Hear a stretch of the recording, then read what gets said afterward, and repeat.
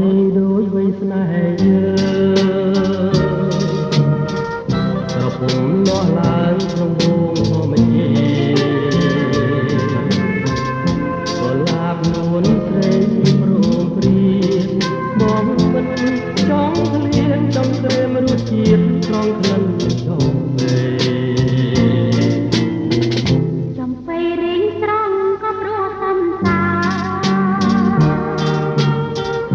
អូនមានដងហើបបងប្រណីបាត់ស្នេហ៍ប្រែអង្គแค่ក្តីនោះដើរចាប់ទៅនៅក្នុងលោកីមានន័យនឹងរួម